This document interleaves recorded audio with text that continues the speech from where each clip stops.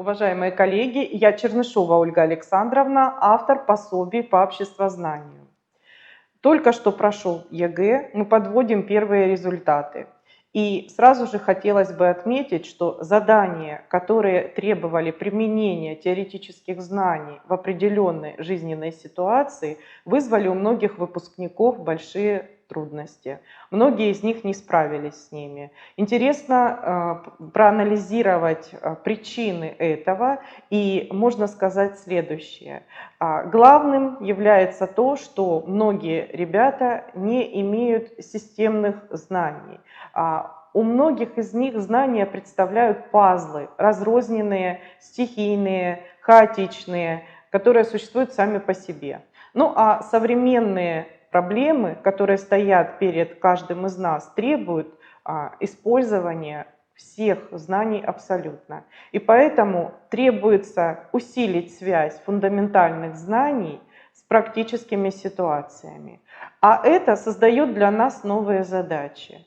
Действительно, меняется процесс обучения, изменяется, увеличивается поток информации, многие знания устаревают, и поэтому для нас сейчас очень важно научить ребят получать знания, использовать источники информации разнообразные и самостоятельно добывать и применять эти знания на практике. А для этого нужно, конечно, сформировать критическое мышление.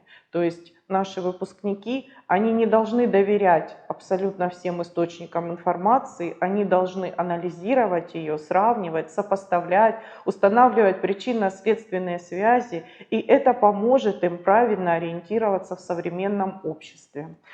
Кроме того, нужно научиться работать с самыми разнообразными формами представления информации. И текстовая, и графическая, и другие формы. И вот все это позволит активно жить, реализовывать свои права, исполнять свои обязанности и все социальные роли основные, типичные, которые должен исполнять, реализовывать нормальный современный человек. Для того, чтобы организовать процесс в этом ключе, необходимо изменить позицию учителя. И действительно, мы с вами уже поняли, что мы не являемся основным источником информации. Мы не можем знать все. Сейчас поток информации очень большой. Поэтому мы чаще больше становимся такими организаторами учебных ситуаций, предоставляя детям самые разнообразные источники и создавая определенные учебные ситуации. Все учебные ситуации можно условно разделить на 4 типа. Прежде всего, это ситуация, проблема, то есть это противоречие, которое должен выявить ученик, найти способы его решения, увидеть причины, последствия, ну и где-то альтернативные возможности предотвратить эту ситуацию, либо действовать другим каким-то образом. Ситуация описания, она требует умения оперировать самой разнообразной информацией, получать ее из текста. Это вот задание 27 на ЕГЭ, где дается большое количество информации, нужно из него выудить, да, вот то, что полезно и то, что необходимо для решения данной задачи. Ситуация оценка требует ситуации нравственного выбора, формирует личностные компетенции ученика. Ну и ситуация тренинг формирует определенные навыки поведения, коммуникации учеников. Конечно, при организации учебного процесса с использованием вот этих ситуаций у учителя могут возникнуть трудности. Это и недостаток учебного времени, это и все-таки большое количество усилий нужно затратить на то, чтобы отобрать необходимое содержание материала. Кроме того, необходимо найти или разработать вот эти самые ситуации жизненные.